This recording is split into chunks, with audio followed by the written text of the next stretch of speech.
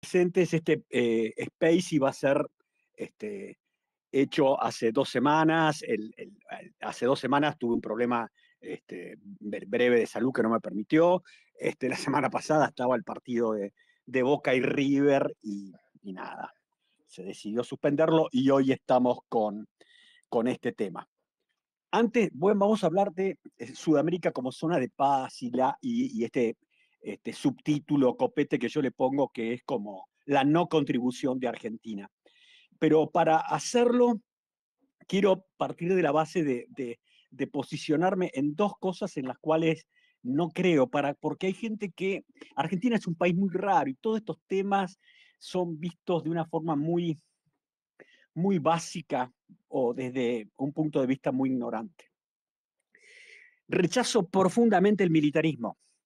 El militarismo es un enorme error. El militarismo cree que toda situación conflictiva, todo problema tiene una solución militar y es un error garrafal.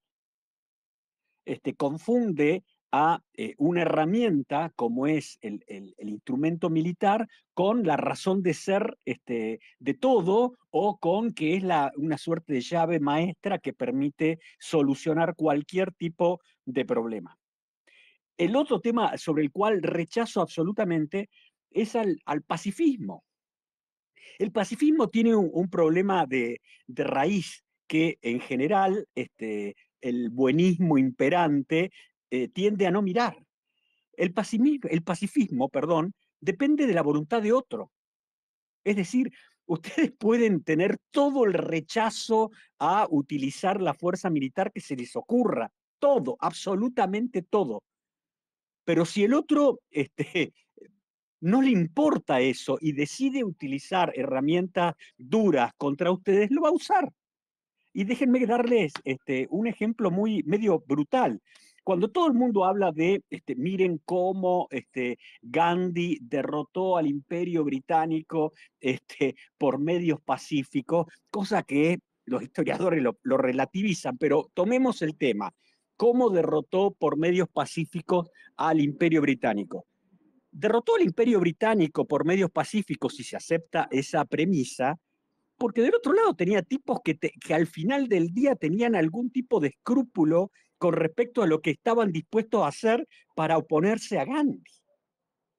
Si enfrente de Gandhi y sus seguidores estaba el tío Joseph Stalin o estaba el tío Hitler, la India seguiría siendo británica. Así así de sencillo. Pero la otra cuestión que también quiero mencionarlas es que la paz siempre es un estado de situación preferible a cualquier confrontación. La paz siempre es preferible, pero no la paz que prefiere el pacifismo, ni la paz que impone, que busca generarse a través del militarismo. ¿Está claro? Entonces la paz es una condición en la cual se puede prosperar, se puede desarrollar, se puede criar nuestros hijos, pero no siempre eso es posible. El otro tema que también es muy importante de tener en cuenta es que no existe la paz a través del desarme unilateral. La Argentina desde hace décadas, optó por el desarme unilateral. No lo digo yo solamente, lo han dicho académicos de fuste. Ha decidido tener un desarme unilateral. Hay países que afrontaron esa situación de pasar por un desarme unilateral y se vieron involucrados en una guerra. Todos que a prima facie a muchos les puede parecer increíble lo que les voy a contar. Uno es Estados Unidos y otro el Reino Unido. Estados Unidos, después de la Primera Guerra Mundial, no es que desmovilizó sus fuerzas armadas como hizo todos los que fueron beligerantes, sino que directamente las redujo a ellas a una fuerza prácticamente cuasi policial, con equipos atrasados, con poca gente, un desastre. Esos Estados Unidos que entran a la Segunda Guerra Mundial en diciembre del 41, tardó casi 2 años en tener capacidad militar para hacerse sentir en el campo de batalla. Y los Estados Unidos que ingresaron a la Primera Guerra Mundial en 1917 también era una nación que carecía de capacidades militares realmente importantes. Es así como, en un escenario totalmente diferente, como él era el de Europa Occidental, solamente en la Primera Guerra y no en la Segunda, que tenía el Pacífico, el norte de África, Europa, pero en la Primera Guerra Mundial, donde tenía que operar solamente en Europa Occidental, tardó un año en tener capacidad para hacerlo. El otro es el Reino Unido después de la Segunda Guerra Mundial. Inmediatamente después de la Segunda Guerra Mundial, el Reino Unido entró en una pendiente de desarme unilateral que fue desastrosa, verdaderamente desastrosa. Y llega el momento de la Segunda Guerra Mundial corriendo y con enormes problemas para poder, digamos, pelear. ¿Está claro? Entonces, el tema este del desarme unilateral no es una situación que favorece a un país para poder tener herramientas y preservar sus intereses, y sobre eso volveremos. El otro tema que quiero aclarar es cuando también desde la política argentina, tomo un poco de té, se nos dice que Sudamérica ha sido siempre una zona de paz. Eso le dicen los políticos nuestros. Los políticos argentinos en general, y no se me ofendan, pero los políticos del peronismo kirchnerista más son un acto de ignorantes absolutos en todos estos temas. Absolutos, absolutos. Y mienten abiertamente. Fíjense esa Sudamérica como zona de paz, y solamente me voy a fijar en el siglo XX. ¿Qué pasó?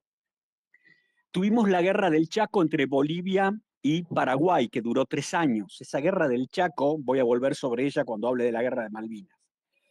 Tuvimos 2 veces guerras entre Perú y Ecuador. Tuvimos en el 78 la casi guerra entre Argentina y Chile, que hubiera sido un desastre para las dos naciones, para las dos naciones, y creo que para Argentina peor todavía, por la naturaleza de algunos de los líderes. Después todo el tema de las guerras revolucionarias que estallaron en América Latina desde los 60 en adelante. Y a eso sumarle la guerra de Malvinas. O si quisiera también les podría sumar cuando Brasil desplegó alrededor de 50.000 hombres en el frente occidental durante la Segunda Guerra Mundial, y cómo desde Brasil la Armada brasileña operaba contra los submarinos alemanes en la parte norte de su país, en los convoyes y todo eso. Cuando dije que iba a hablar un poco de la guerra del Chaco y la guerra de Malvinas. La guerra del Chaco y la guerra de Malvinas son dos guerras que hubo en Sudamérica que tuvieron características que influyeron o fueron muy tenidas en cuenta en las guerras posteriores. La guerra del Chaco fue la primera en ese periodo, fue antes de la guerra civil española, donde se usaron fuerzas aéreas en apoyo directo a las operaciones terrestres. Lo usaron tanto los paraguayos como los bolivianos. Más 3 años de una guerra tremenda, con movilizaciones de tropas inmensas, y ahí algún día vamos a hacer un space para hablar del tipo más importante como conductor que ha dado militar Sudamérica, que es el mariscal Estigarribia. La guerra de Malvinas, de la que se cumplieron 43 años, estamos cumpliendo 43 años ahora, también fue una guerra bisagra entre modos de hacer la guerra que venían de arrastre de la Segunda Guerra Mundial. Me refiero básicamente a todo lo que tiene que ver con las acciones contra buques, a la guerra como empezaba a mostrarse para los fines realmente del siglo XX y principios del siglo XXI. Todo lo que tiene que ver con el uso de misiles contra buques, todo lo que tiene que ver con el empleo masivo de medios espaciales para conseguir las posiciones de tropas, todo ese tipo de cosas. La guerra de Malvinas fue una bisagra. Y lo último que quiero decir con respecto a esto, a Sudamérica, una región de paz, es en relación con qué. Por ejemplo, podemos decir Sudamérica es una región en relación que es pacífica en el siglo XX y lo que va del XXI, comparado con qué. con la Europa de la segunda mitad del siglo XX. ¿Me comprenden lo que les quiero decir? ¿Con qué? Con Medio Oriente, con África, con el Asia. ¿Con qué lo queremos comparar? ¿Y qué es lo que genera paz en determinados sectores y qué es lo que lleva directamente a la guerra? Les decía yo que hay un tema con los políticos argentinos y fundamentalmente, a mi juicio, con todo lo que viene del peronismo kirchnerista, que es la dificultad gigantesca que tienen los tipos para relacionar lo que son medios y fines. Si ustedes se fijan en los políticos argentinos, y básicamente, insisto, con los del peronismo kirchnerista, la palabra soberanía está permanentemente. Desde estupideces gigantescas como la soberanía alimentaria, a la soberanía, no sé, hasta la soberanía para decidir tomar, alquilar una vivienda, a la soberanía nuestra en el Atlántico Sur, en las Malvinas, en la Antártida, en el espacio aéreo, todo hablan de todas esas cosas. Lo que estos tipos, como son tremendamente ignorantes y jamás leyeron a Clausewitz, no tienen idea de relacionar medios y fines. Porque nosotros podemos estar haciendo una perorata de siglos hablando de derechos, intereses que tenemos y no desarrollar los medios necesarios para que eso se pueda siquiera dirimir contra otras voluntades que tengan intereses superpuestos.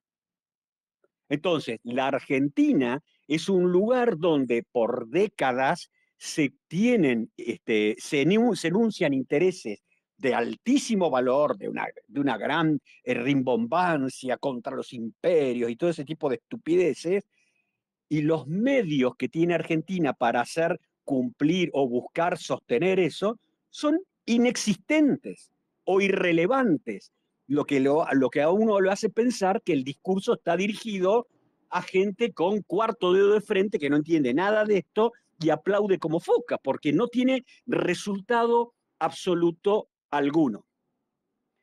Pero en esa condición, que insisto, ha sido, digamos, un timbre del peronismo kirchnerista, pero también acompañado a otras miradas políticas en la Argentina, ha hecho que la Argentina carezca de poder absoluto, ninguno. El principal poder que carece es de relevancia como propio como país. Un país que viene de décadas de desastre económico tras otro, desastres institucionales tras otro, una desconfianza tremenda hacia el mundo, desfolteando cada 2 por 3, no es precisamente un país que tenga capacidades para generar mucho atractivo en el resto. Ahora bien, volviendo a ese desarme unilateral, no es la opción, que es evidente que algo están viendo que nosotros no vemos, que otros países en la región han tenido. Ni Brasil, ni Chile, ni Perú han tenido esa política, con sus altos y sus bajos, con sus idas y vueltas, con sus retrocesos, siempre han pugnado por tener una cierta capacidad de defensa que les permita combinarse con sus intereses. Y acá les quiero hacer mención a un trabajo que publicó hace muchos años ya el presidente Lagos de Chile, presidente socialista de Chile.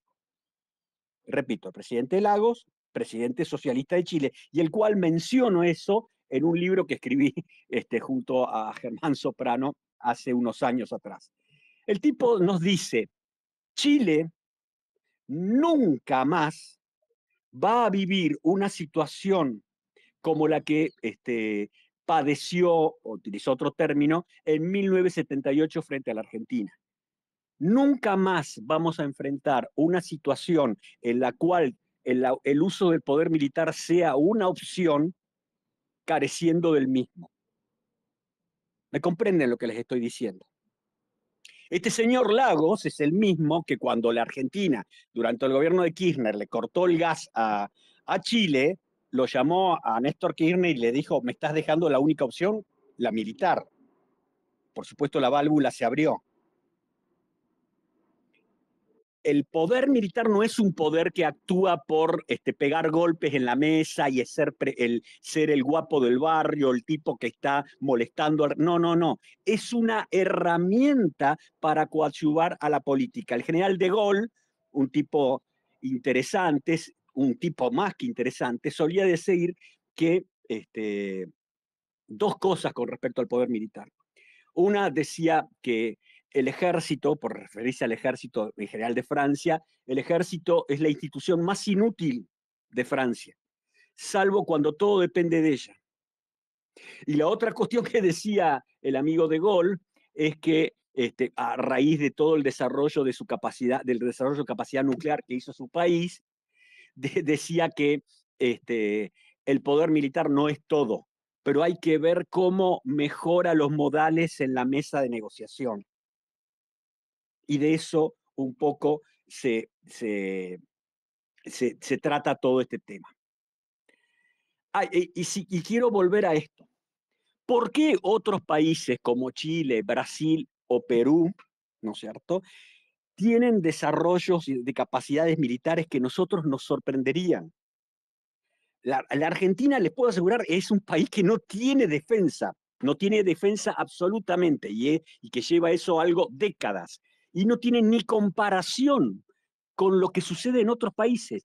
Perú es un ejemplo importantísimo de todo esto, porque es un país que no solamente ha mejorado, y es la base de todo, su economía desde hace ya varias décadas, sino que ha sabido asociarse con otros países como Corea del Sur para ir generando capacidades de defensa acorde al país que tienen y que son recontrarrelevantes para sus pretensiones. Ahora, ¿cuáles son las pretensiones, no es cierto, que tiene Argentina y que le hablan los políticos, esas que mencionamos todo del Atlántico Sur, el tema de las Islas Malvinas, la Georgia, Sandwich, la Antártida? Y frente a todo eso, ¿qué es lo que tiene la Argentina? Absolutamente nada.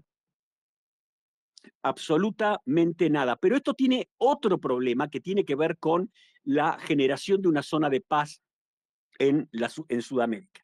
Para generar una zona de paz en Sudamérica, usted necesita que al menos los tres países más grandes en potencial, que son Brasil, Chile y la Argentina, interactúen y desarrollen ciertas políticas comunes que tengan que ver con la seguridad regional. Ahora bien, si usted es un país como Argentina, que el único aporte que puede hacer, y toma un poco de té, a la seguridad regional son charlas de género, charlas sobre los discursos contra el patriarcado y pluriculturales para el indigenismo promovidos por el Ministerio de Defensa. ¿Ustedes creen que ese tipo de actitudes, ese tipo de aportes son relevantes para otros países? Yo les puedo asegurar, no lo son. No lo son.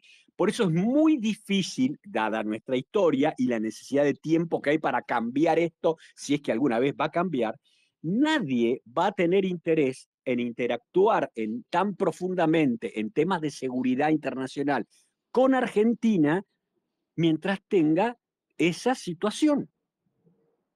Es decir, cuando ustedes son un país absolutamente irrelevante, no hay ningún motivo para asociar su seguridad a la de él. En un artículo genial del difunto Carlos Escudé, que yo en su momento me enojé al leerlo, pero el tipo tenía muchísima razón. Escudé era un realista, como soy yo.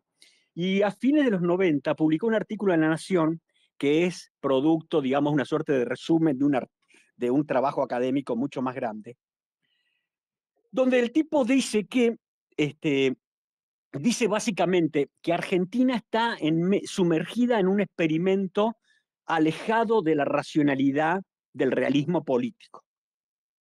¿Por qué? Porque dice que mientras todo el realismo le indica que usted debe tener una capacidad militar acorde al país que tiene y a los intereses que dice defenderlo, la Argentina por sí misma ha decidido no tener esa capacidad. Ha renunciado a eso y apuesta que desde una situación de indefensión absoluta, de una situación de indefensión absoluta, sus pretensiones de defensa de intereses van a ser respetados por la voluntad de otros. Y el tipo termina genial el artículo diciendo, estamos yendo en contra de todo lo que dice el realismo para analizar la situación de los países, estamos en medio, como les decía antes, de un gran experimento, vamos a ver qué sale. ¿Me comprenden lo que...? Y es cierto, el tipo tenía razón, era muerto ya hace unos años, era un tipo brillante, brillante, uno podía discrepar con alguna cosa, pero era brillante. Pero tenía razón, la Argentina viene procediendo desde hace décadas a contramano de lo que el realismo implica.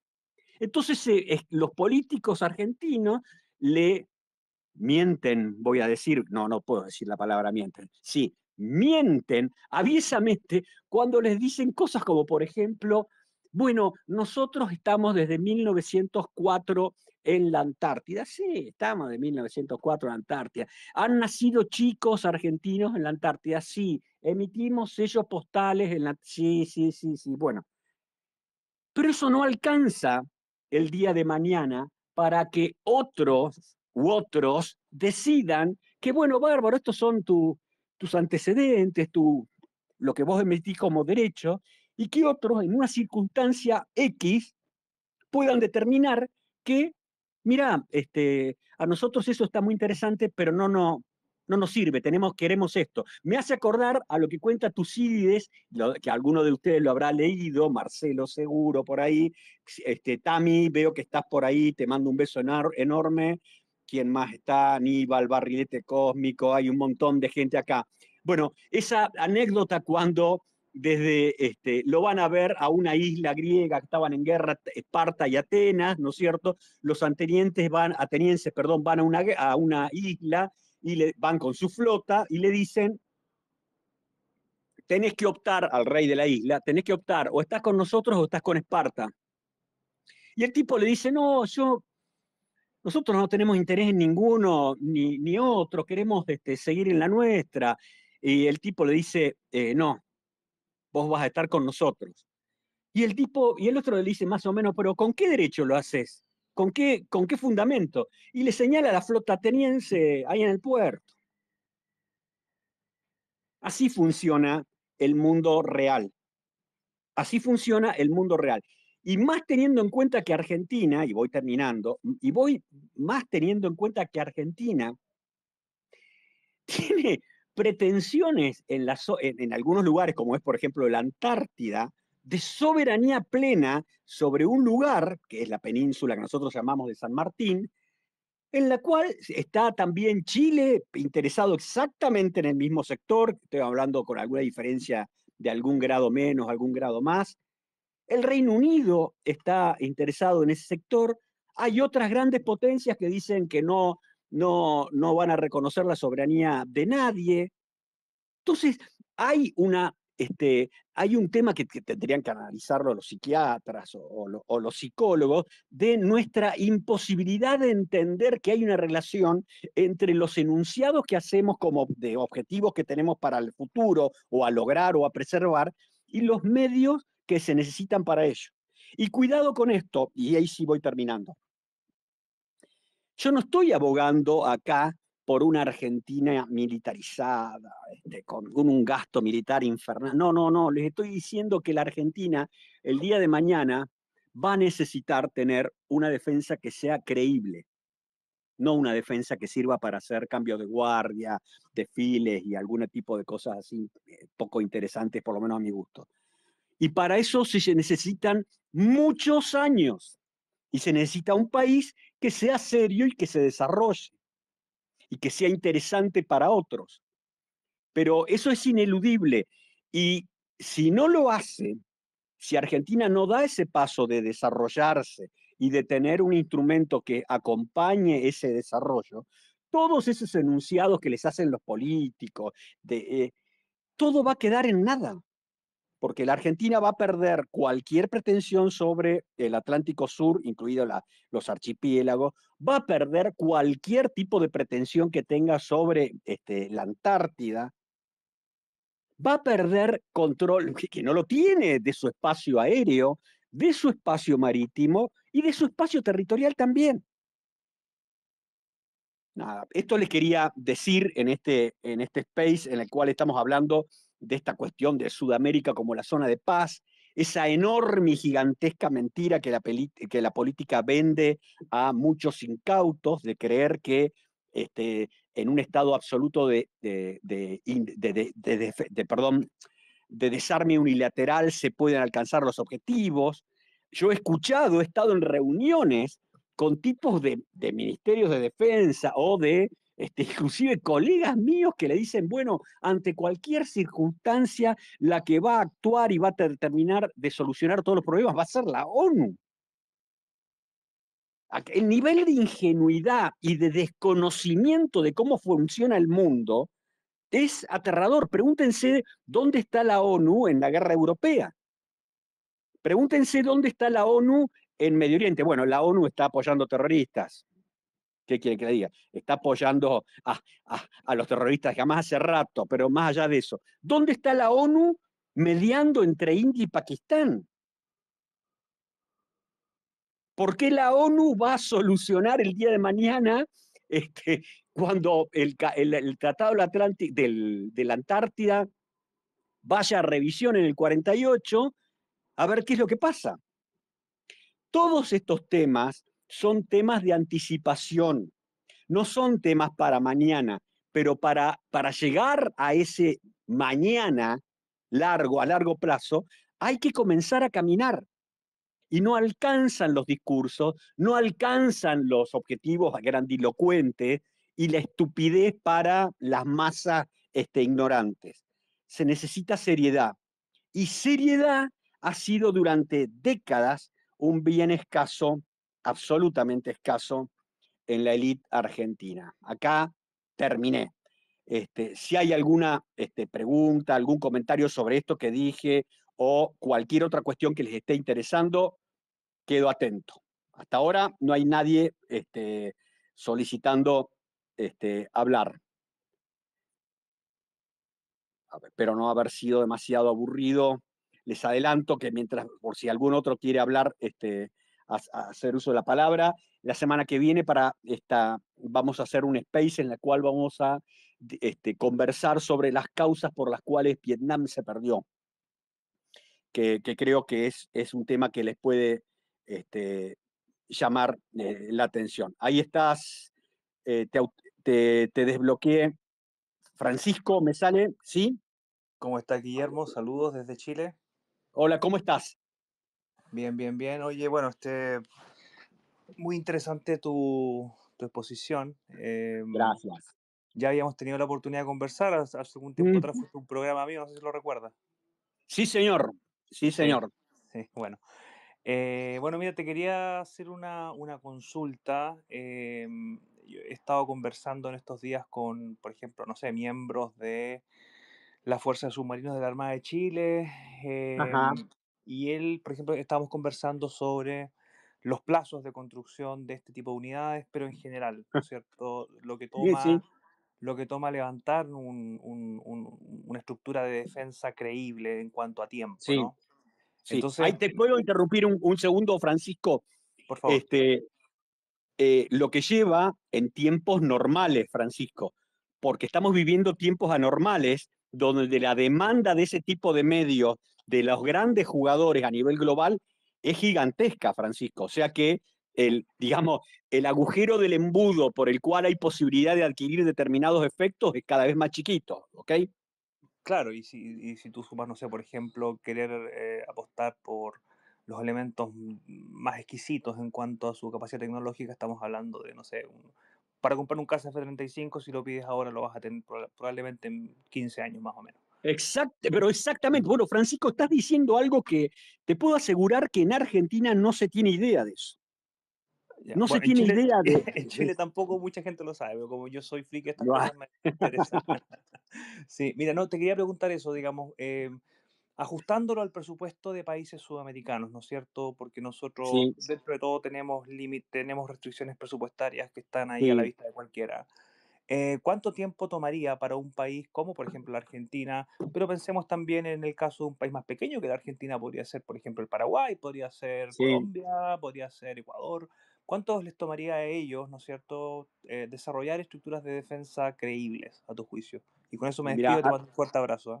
te mando un abrazo, Francisco. Mira, a un país como la Argentina, donde el problema principal, a mi juicio, pasa por la carencia de una cultura estratégica, pero no una cultura estratégica, me refiero en términos militares, sino una cultura estratégica de mirar a largo plazo y saber tratar de generar medios para lograr objetivos. Me parece que Argentina necesita 25 o 30 años para eso. 25 o Mm, 30 años de mm, continuidad para poder hacerlo. ¿Me comprendés? sí, En claro. eso hay una ventaja enorme que han tenido Brasil, Chile y Perú.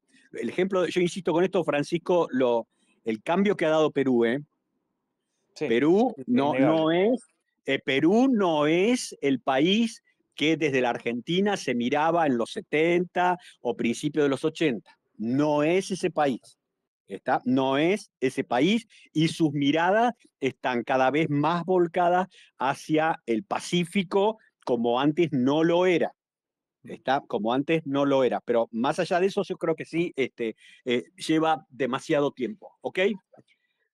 Listo, listo, Guillermo. Muchas gracias, que Un estés muy enorme bien. abrazo. Patricia, desmuteate y ya te escucho. Hola, buenas tardes.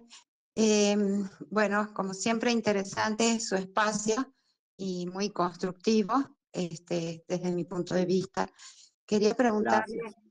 si yo tuve la oportunidad de preguntar en un foro a un dirigente de la OEA si el Mm, tema de la Antártida estaba incluido. ajá.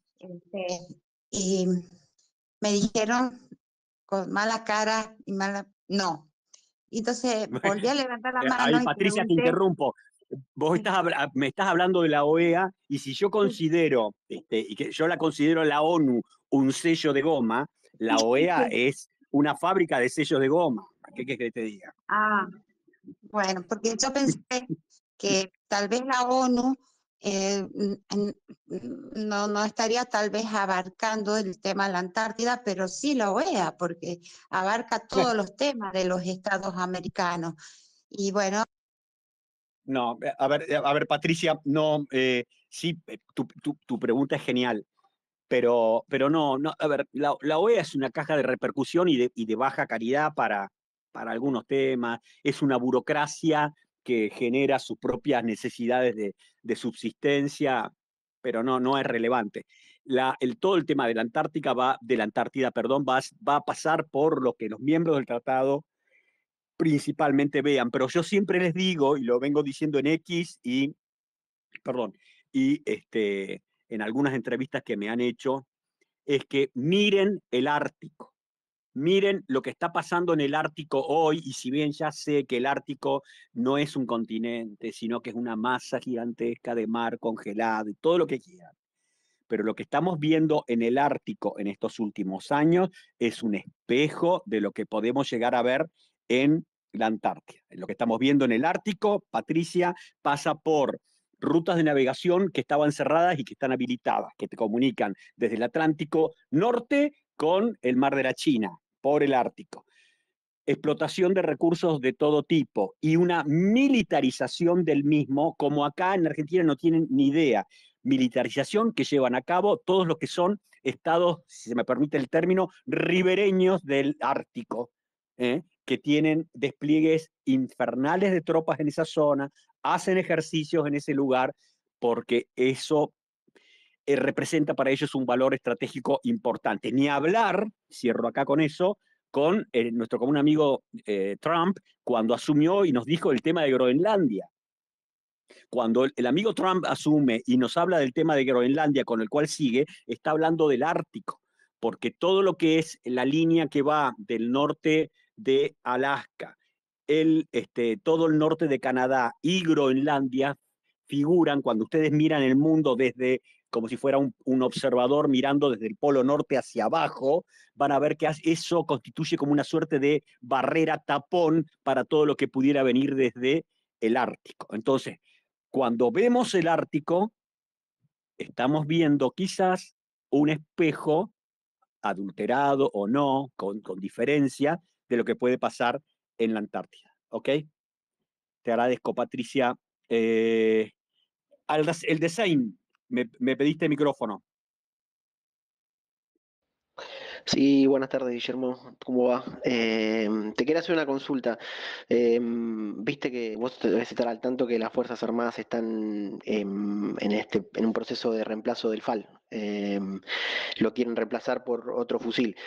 Yo quería que me des, digamos, tu opinión profesional, si podés, sobre qué de las marcas de las empresas que se están postulando a la licitación, cuál para vos es la que tiene el mejor fusil, ¿no? Si es Colt, si es Versa, si es la empresa israelí, IWI creo que es.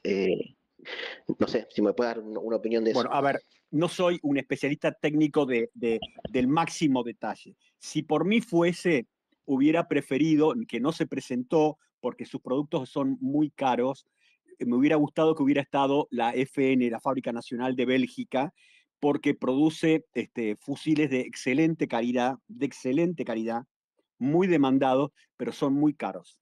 Son muy caros. IWI de Israel, que produce material de primer nivel, no nos está ofreciendo, en este caso, un fusil eh, con perspectiva de largo plazo. Es un fusil que es bueno, pero hay mejores, ¿me comprendés? Entonces, en ese punto me quedaría con la oferta de Colt, que es cara también, pero por una cuestión este, de un tema de marketing. Te pasa con Colt como te pasa con las empresas israelíes también y como las empresas francesas. Vos comprás, quizás pagás algunas cosas un poco caras, pero tenés una línea de mantenimiento, de service, de continuidad. Sabes que no son empresas que van a desaparecer el día de mañana, todo ese tipo de cosas. Entonces, jugado por jugado, te digo, lo que ofrece IWI de Israel es un buen fusil, pero hay mejores. O sea, por la plata que ellos piden, hay mejores, inclusive por ellos mismos. Me gusta Beretta de Italia, me gusta, sé que tiene buenos productos. Hay quienes dicen que estos Berettas que están ofreciendo acá para la Argentina no tienen, digamos, la misma calidad que lo que ellos producen para otros. No sé, ¿está? Pero, y después, si me apurás un poco más, soy de los que creen que coincido con la necesidad de tener dos calibres en países como en Argentina, y otros también lo tienen. Lo tiene Estados Unidos, lo tiene Chile, lo tienen los israelíes, India y todo. Es decir, tener un calibre reducido para tropas que no van a estar para determinado tipo de tropas, un calibre más grande para lo que son armas de apoyo, un arma más sencilla y no muy sofisticada para los elementos que son de logística y que no van a estar necesariamente en contacto en una operación militar. Creo en eso, pero nada, es lo que creo. ¿Está claro, viejo? ¿Sí? Perfecto, gracias, Guillermo. No, un abrazo. Soldado ANC, no sé qué sos ahí. Hola, Guille, ya tuve la otra vez. Soldado en Cap. Está bien, ¿cómo andás? Hola, Guille. Dos preguntas medio relacionadas. ¿Argentina se podrá rearmar para defender la Antártida medianamente? ¿Y qué pensás de todo esto de los drones marinos? Porque Ucrania, con lo que hizo retroceder la flota rusa. Sí, no es la gran flota la que tiene ahí, pero son todos lanchitas morondanga con motor de moto de agua, y hizo retroceder una flota muchísimo más grande y más cara. A ver, ¿Cómo lo ves también sí, ok, implementado para nosotros? A ver, voy por este lado. Eso de que hicieron retroceder a los rusos del Mar Negro, yo te digo, el Mar Negro lo controlan los rusos, no los ucranianos. Es cierto que han causado bajas en la flota del Mar Negro, que ha sido reforzada antes de la guerra por parte de la flota que tienen en el Báltico los rusos, pero el control sigue siendo el mismo. Yo siempre doy este ejemplo con respecto a cuando me mencionan esta cuestión. Durante la guerra de Malvinas, los medios aeronavales argentinos le pegaron a muchos buques de la Armada Británica, pero el control del mar siempre lo tuvieron los tipos. O sea que, ojo con eso. Con respecto al tema de vos decís de drones en general, sí estoy de acuerdo, pero también te quiero ampliar de que echa la ley, echa la trampa. Los drones han aparecido, que no aparecieron en esta guerra. En esta guerra se explotaron, digamos, porque la prensa se hizo, digamos, tomó muchas de las cosas que pasaban y bueno, y le dio mucha difusión. Pero guarda, los drones ya habían aparecido en la guerra entre Azerbaiyán Armenia y y Azerbaiyán. Armenia, exacto. Lo que pasa es que muchos, los rusos entre ellos, no tomaron acabadamente las lecciones de esa guerra y no le dieron bola y después tuvieron que correr sobre eso. El problema que están teniendo los drones, cuando te dije echa la ley, echa la trampa, es Los que inhibidores. los inhibidores, claro, todo lo que es, si vos tenés a alguien enfrente que tiene capacidades de guerra electrónica seria, te joroban. Y eso que te dicen que es cierto, bueno, está bien, entonces no le transmito malas señales a través digamos, Fibra óptica. del empleo del espectro electromagnético, sino con un cable, Fibra óptica. con un cable de fibra óptica. Sí, yo estoy de acuerdo, pero con eso vas a tener drones de un alcance relativamente corto. No vas a tener un dron con un cable de 250 kilómetros. ¿Está? Cierto, cierto. Pero también Entonces, sería difícil proteger mucha área en el mar con no, inhibidores. no, pero a ver, hay un trabajo de hecho por unos marinos argentinos, que por supuesto acá en Argentina no le dieron bola, donde los tipos van por lo que vos decís, de generar una gran capacidad de drones para vigilancia del Atlántico Sur, que son recontra más baratos de ser empleados, más de ser generados, más baratos que un buque, que se pueden emplear para eso plataformas tipo las petroleras, no estoy diciendo una plataforma petrolera porque después no, está donde pudieran estar operando, me comprendés, desde mar adentro, y vos tenés un control de ese espacio que hoy no lo tenés. Entonces, de nuevo, Como la isla drones. china, como las islitas Sí, chinas adelantadas.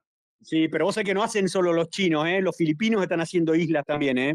Y A bueno, todos están al se frente. les sí, Están a al todos se les frente. dio. Sí, sí, sí, sí. Pero No en les fin, queda otra. y no, están todos ahí cargando arena, piedra y poniéndole cosas arriba, pero no, es genial, es genial. Pero más allá de eso, los drones llegaron para quedarse, pero no existe ningún sistema que sea mágico. No es como la prensa argentina te decía que el tanque Challenger británico va a cambiar el resultado de la guerra a favor de Ucrania. No, chicos, no existe eso. ¿Está claro? No existe, ¿ok? Muchas gracias, Guille. No, nada que agradecer. Lucas, estás por ahí, destraba tu micrófono, por favor. Hola, Guillermo, muchas gracias. No, nada que agradecer, viejo. Bueno, primero que nada, súper interesante y quería hacer una pregunta puntual, más que nada técnica, un poco en la línea de lo que hizo el compañero sobre los fusiles.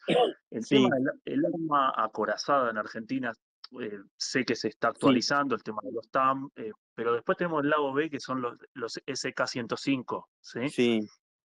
Eh, ¿Qué posibilidades ves de eso a mediano plazo, aunque sea, de reemplazarlo? Porque en el contexto internacional de que es tan difícil conseguir armamento moderno con la obsolescencia que presentan, no sé, Mirá, sí, sí, sí, sí, te tomo. ¿se Mirá, entiende?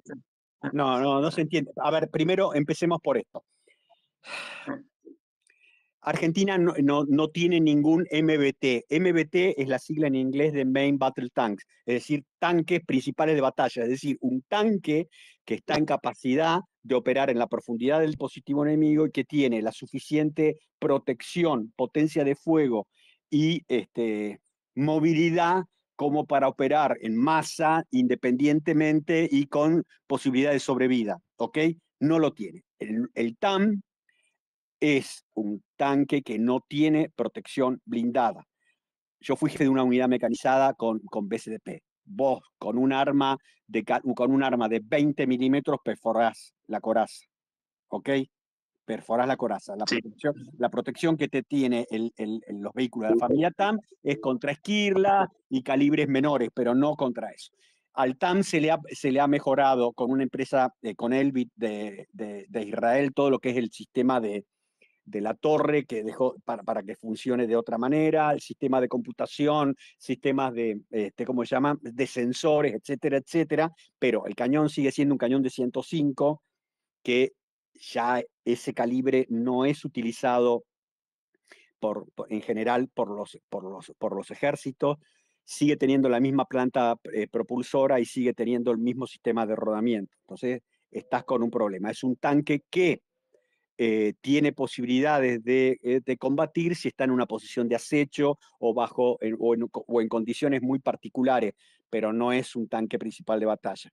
Y con respecto a lo que vos decís de los SK, son obsoletos ya hace muchos años.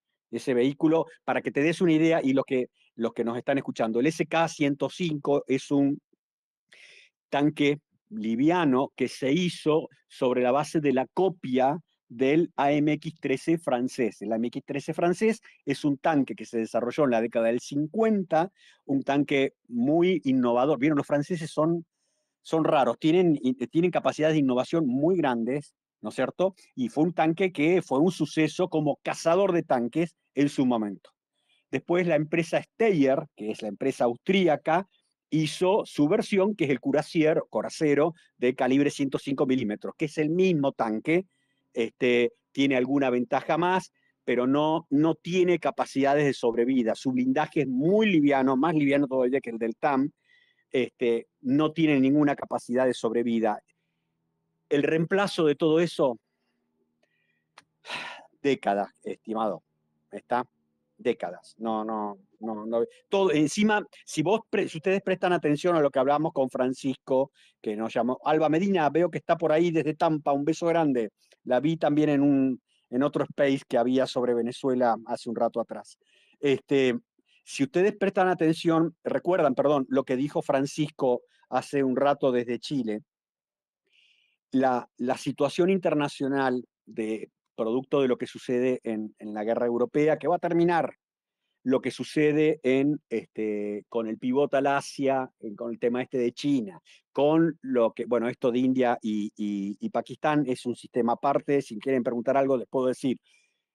La demanda de material militar a nivel global es gigantesca, es gigantesca. Hay unos gaps enormes desde que alguien decide comprar determinado tipo de material y la posibilidad que se los den. O si no, termina pagando costos tremendos. Fíjense que India acaba de comprar nuevamente aviones a Francia, Rafale, que Estados Unidos les había ofrecido los F-18 para sus 2 portaaviones. Pero India es un jugador muy particular, donde si yo les digo con quién está casado India, les voy a decir que está casado y que tiene una relación muy fundada con Israel. Pero después con el resto tiene canales amplísimos, pero no está casado con nadie. ¿Y a qué voy? No le quiso comprar a Estados Unidos, sino que le compró más Rafale a Francia. Y como este temita de las demoras en producción, fíjense lo que les voy a decir ahora, India metió más plata. Entonces, cada Rafale que compra India sale casi 240 millones de dólares. Que actuó eso como un energizante para la industria francesa. Porque todo esta enorme demanda de material militar que hay en el mundo actúa para que, a ver, desgraciadamente para muchos, yo soy un liberal en lo político y económico, al haber una demanda tan grande, el precio se arrastra hacia arriba, no hacia abajo. ¿Me comprenden? Se arrastra hacia arriba y no hacia abajo. Y encima de la demanda hay escasez de ciertos materiales desde hace mucho, y especialmente lo que ha pasado con, y ya lo he explicado muchas veces y no quiero cansarlo, con la munición de 155 milímetros de artillería. Hoy en el mundo hay una escasez de ese sistema, de esa munición infernal, que va a tardar años en de mejorarse esa situación. A Israel, para que se den una idea, yo lo he contado muchas veces, pero vale la pena para tener una idea de los números. A Israel, Estados Unidos, de uno de los depósitos de munición que tiene en ese lugar, digamos, en sociedad con Israel, le sacó para darle a Ucrania 1.000.000 de proyectiles de calibre 155 milímetros. Para Tami, Fuxi, Alba, que están por ahí, no tienen ni idea de qué estamos hablando, cada proyectil de esos pesa 42 kilos. Imagínenlo por 1.000.000, se los llevaron para dárselos a Ucrania, que por supuesto desaparecieron ya, porque la tasa de consumo de munición de ese calibre durante la guerra, las peores etapas de la guerra europea, era entre 20 y 30.000 disparos por día. Mientras que los rusos disparaban de su artillería de calibre 152 entre 60 y 80.000 disparos por día. A esos proyectiles de 155 hechos en Occidente, multiplíquenlo por un promedio de $4.500 cada uno. ¿Está? Bueno, de eso es un tema en sí mismo. No sé si hay otro, no tengo nadie que tenga otra pregunta. Si no hay nadie más. ¿Puedo hacerte otra? Sí, por ¿Puedo hacerte supuesto. otra pregunta? Con todo esto que hablaste del armamento, la producción y todo esto, siempre estuve pensando, a Ajá. ver, yo no soy experto y a lo No. mejor hay temas políticos que se me escapan. Establecer un RIGI para la industria del armamento con por favor, una flexibilidad más baja, porque me parece que Sí. 200 millones ¿no? Con 50, 70 o un número más bajo para que entren más empresas, obviamente, Sí. y hacer una lista de X cantidad de países con venta automática que no pase por el Senado y que se puedan vender entre ellos. Obviamente, una lista que no cause problemas, no le vamos a estar vendiendo a los talibanes armas, Sí. ni a los ingleses, por las dudas. Sí. Está claro. ¿Se A ver, podría hacer aclarale, algo? en 2 palabras, aclarale que es un sistema particular el RIGI para aquel que nos está escuchando desde otro país y no.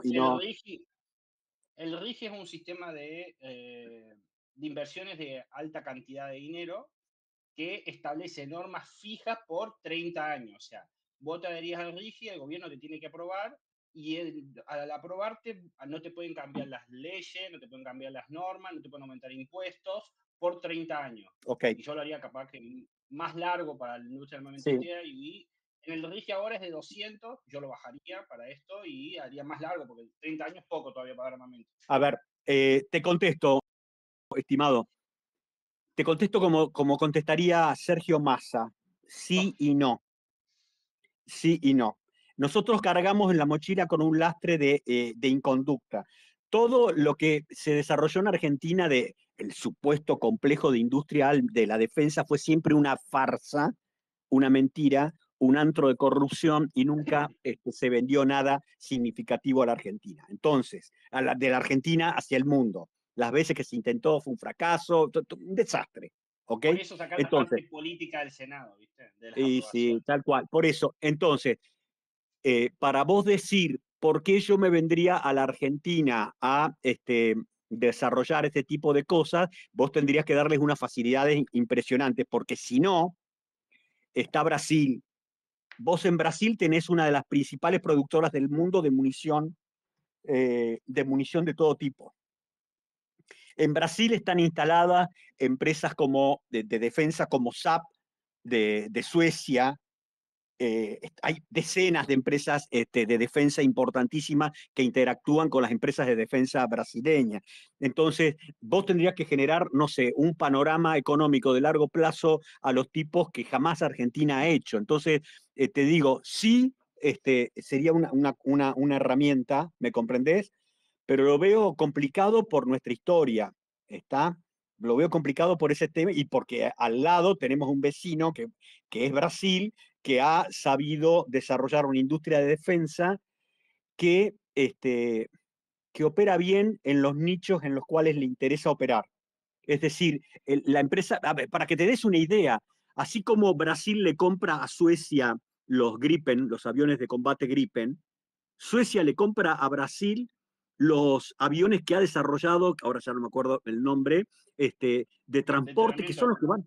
¿Perdón? Ah, sí, lo de transporte, sí, me acuerdo, lo decía. Exacto. Los aviones de transporte que han sido un éxito genial, porque Brasil se los ha vendido a Lisboa, a Portugal, a los griegos, no me acuerdo a qué país también en Medio Oriente está interesado, bueno, ahora el tema con Suecia, no dan abasto, Sí, no eso lo dan entiendo, abasto. pero hay un poder político ahí que está gestionando todo eso. Y Porque sí, obviamente hay bueno, una pero, población. y Yo sí, si sacás un poco lo político, por ejemplo, hacer una lista de, no sé, X países, después de eso se decidirá, y decir, vendan todo lo que quiera y si se quiere vender después revender eso entre la misma lista no habría problema. Sería sí, como un buen incentivo porque sacas lo político y se convierte en mercado. sí, Obviamente sí. no vas a tener a los talibanes metidos en una lista, pero No, estoy de acuerdo, pero nada, es mi mirada. Creo que sí es una a ver, oportunidad, pero es muy no, idealista, no, sí. No te no, no es idealista, es una cosa, pero hay que ver este, quién desde el mundo ese de las industrias de defensa estaría interesado en algo así por acá. Algo, ojo, ah, cuidado, que países como Corea del Sur ya están con tecnología trabajando en Perú hace mucho tiempo en este tipo de cosas. ¿Y por qué en Perú se puede y acá no podríamos hacerlo? no, obviamente, obviamente. Aparte, ¿Está claro? yo lo que veo es que, por ejemplo, Argentina no tiene esa, como decir, ambición como tiene Brasil de querer No, ser una potencia. Entonces, a lo no. mejor sería como un vendedor medio por lo bajo, tranqui, sin llamar tanto la Ujú. atención. Algo como un estilo de Israel en los 90, lo único un poquito Sí, menos negro, ¿viste? Porque le vendía a todo el mundo, pero bueno, algo así pero en más o toda la menos. industria de defensa vende a todo el mundo, guarda. Sí, Le bueno, vende, pero como vendían, los israelitas eran demasiado exagerados porque le vendían armas a los propios vecinos, ¿viste? no, bueno, pero te cuento, yo cuando estuve desplegado en Croacia, Alemania federal, que Alemania que ya se había unificado, miento, Alemania que ya se había unificado, estaba muy interesada en la independencia de Croacia. Y para no verse metida en el tema de qué cantidad de material militar entregaba, ¿sabes cómo hacía? Entregaba todo lo que encontró en la República Democrática Alemana de los depósitos militares que tenían estos tipos. O sea, Soviético. todo material soviético que Sí, inundaba a los croatas. ¿Y de dónde venía? Venía de Alemania. O sea que sí, sí. este es el Sí, problema que tiene todo el tema de las industrias de defensa, es que no es tan, siempre tiene bemoles y siempre es un negocio. Entonces, en algún punto se obviamente. le va a encontrar la vuelta para colocar cosas donde en algún lugar donde vos quisieras ni aparecer que estoy por ahí, ¿está? Sí, seguramente se le vendería a un país, después ese país se le vendería a otro, como hace Rusia ahora para evadir las sanciones. Sería Tal casi cual. más o menos lo mismo. Bueno, niños, Pero muchas gracias, Guille. ¿Eh? no, un abrazo. No sé si queda alguna pregunta más, estoy cerrando, los invito, paso mi chivo de visitar en Patreon los videos que semanalmente voy renovando. Si quieren leer alguna de mis dos novelas, vayan a Amazon, ahí está Justicia Tardía y Al Oriente de la Paz. Y nada, los espero el domingo que viene, donde los invito a hablar sobre la, este, digamos, la pérdida de Vietnam, qué es lo que pasó por ahí. Y no dejen de seguirme en X, donde todos los días estoy escribiendo para alegría de algunos, de algunos y odio de no Sí. pocos. Me Un cago de abrazo risa grande. con todo lo que escribí, Guille. Me Un cago de abrazo, risa todo lo que un abrazo a todos. estamos. Muchas gracias. Chau, chau. Chao, chao. Gracias. Gracias.